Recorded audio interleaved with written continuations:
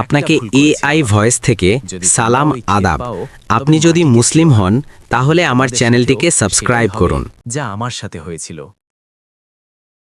ফজরের আজানের শেষ সুর তখন গ্রামের বাতাসে প্রতিধ্বনিত হচ্ছিল। কৃষক সেলিম চাষবাসের সরঞ্জাম নিয়ে নিজের ক্ষেতে দাঁড়িয়েছিল।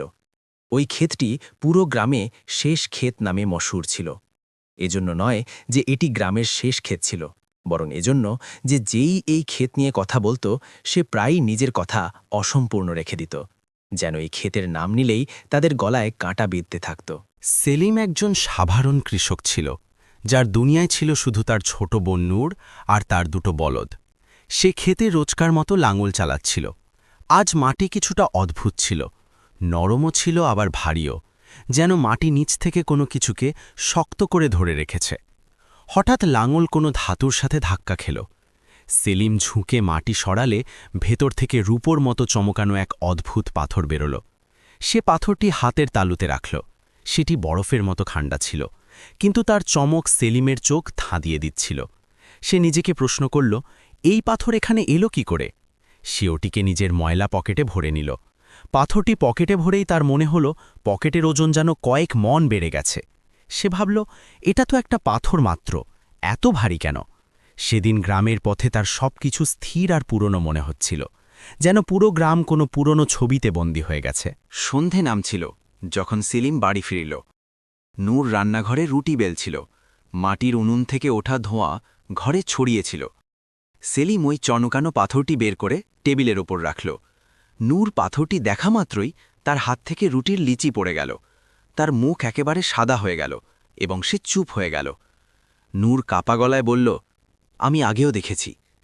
সেলিম অবাক হয়ে জিজ্ঞেস করল, তুমি কোথায় দেখেছ? নূর তার গভীর চোখ সেলিমের চোখে রেখে বলল, কাল রাতে স্বপ্নে। স্বপ্নে কেউ আমাকে বলেছিল, শেষ ক্ষেতকে ছেড়ো না, না হলে সেই ফিরে আসবে যে কখনো যায়নি।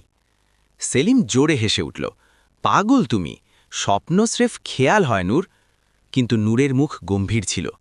তার নীরবতা সেলিমের হাসিকে গিলে নিচ্ছিল। সেলিমের বাবার রহস্য জানতে দ্রুত আমার চ্যানেলটিকে সাবস্ক্রাইব করুন। দৃশ্য তার অপেক্ষায় ছিল।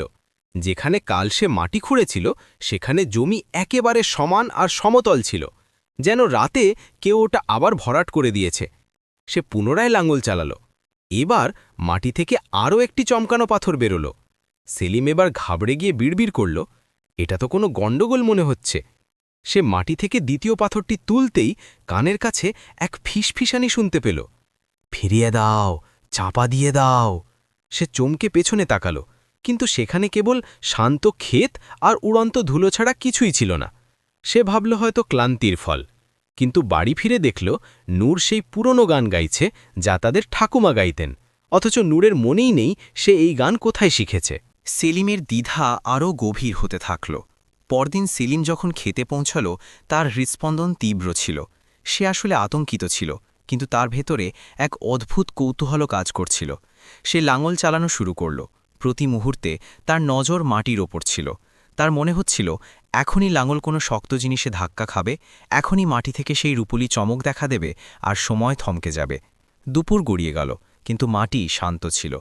সেলিম এক গভীর স্বস্তির নিঃশ্বাস ফেলে লাঙল থামিয়ে কপালে ঘাম মুছল। সে ভাবল, বিপদ কেটে গেছে। সেদিন মাটিকে তার আর ভারী মনে হচ্ছিল না।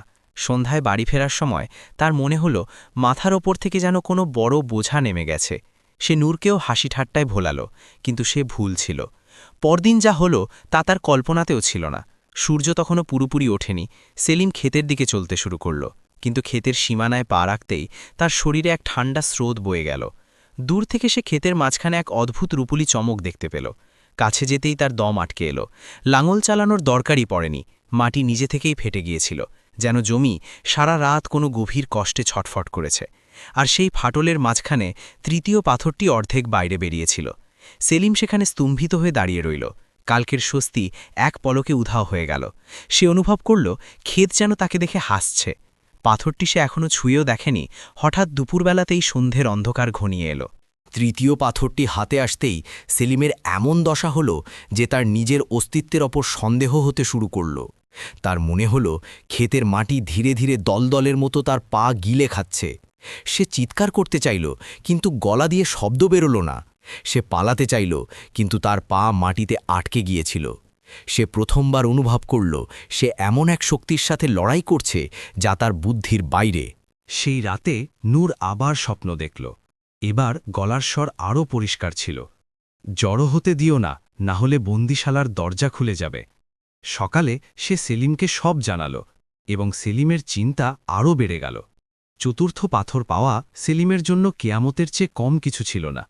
চতুর্থ দিন দুপুরে সেলিম যখন লাঙল চালাল, হঠাৎ লাঙল এমন এক জায়গায় আটকে গেল যে বলদ ব্যথায় ডাক ছাড়ল। সেলিম ঝুঁকে দেখল মাটির নিচে চতুর্থ পাথর দেখা যাচ্ছে, কিন্তু এবার সেটি একা ছিল না। পাথরের সাথে একটি শতাব্দী প্রাচীন হাড়ও মাটি থেকে বেরিয়ে এলো। সেলিম চিৎকার করতে গিয়েও থেমে গেল।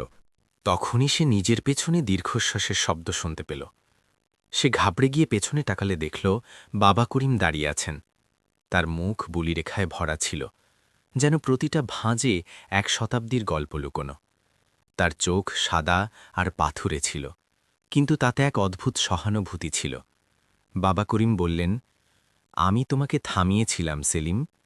তার গলার স্বর শুকনো গাছের পাতার শব্দের মতো ছিল। সেলিম কাঁপতে কাঁপতে পাথরের দিকে ইশারা করল। বাবা, এগুলি কি? বাবা করিম কাছে এলেন, যেন তার অস্তিত্ব হাওয়ায় ভাসছে। তিনি বললেন, বেটা, মানুষ যখন নিজের ভাগ্য থেকে পালায়, ভাগ্য তাকে সেখানেই দাঁড় করিয়ে দেয় যেখান থেকে সে শুরু করেছিল। এই পাথর তোমার নয়, এগুলি সেই খাঁচার চাবিকাঠি যাতে তুমি নিজেকে 100 বছর আগে বন্দী করেছিলে। তিনি সেই হাড়টি তুলে নিলেন। তিনি আরও বললেন, প্রতিটি পাথর যা তুমি বের করছ সেটি তোমার নিজেরই শরীরের এক অংশ যা তুমি এখানে দাফন করেছিলে। সেলিমের মাথা ফেটে যাওয়ার উপক্রম হল। সে পাথরটি তুলে বাবা করিমের কথা এড়িয়ে বাড়ির দিকে দৌড় দিল, কিন্তু পেছন থেকে বাবা করিমের অট্টহাসি ভেসে এলো। ভাগ সেলিম, যত খুশি ভাগ, কিন্তু ফিরে তো এই মাটিতেই আসবি। পঞ্চম আর ষষ্ঠ পাথর যখন একসাথে বেরোল, তখন সেলিমের বুদ্ধি কাজ করা বন্ধ করে দিল। সেদিন ক্ষেতের মাটি অদ্ভুত লাল হয়ে গিয়েছিল। মাটি ফেটে এক গভীর গহ্বর তৈরি হল এবং ভেতর থেকে দুটো পাথর একে অপরের সাথে যুক্ত হয়ে বেরোল।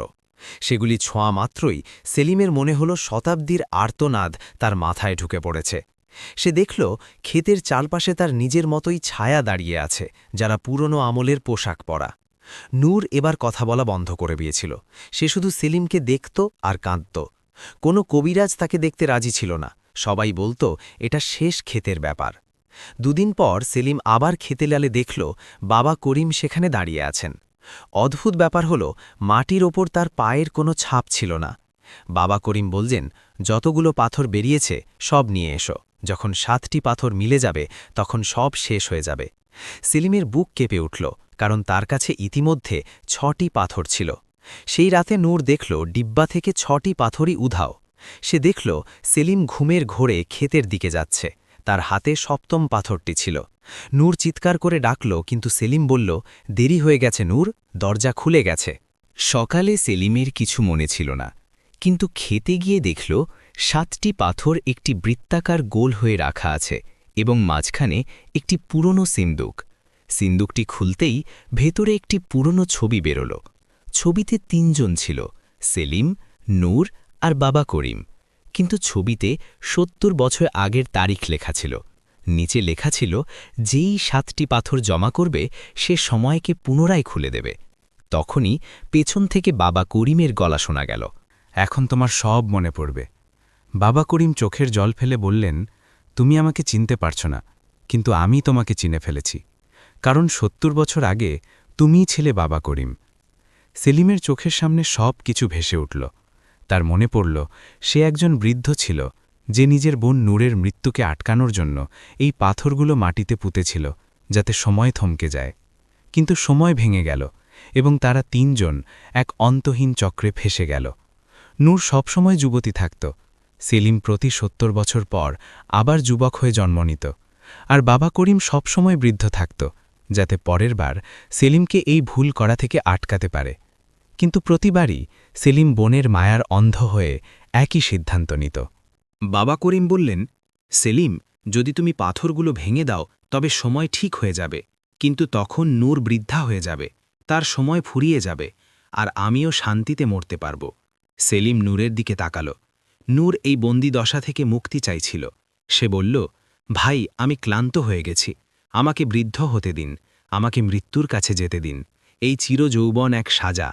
বাবা করিম বললেন, এই পাথরগুলোর মায়া ত্যাগ না করলে গ্রামের কারও সময় এগোবে না।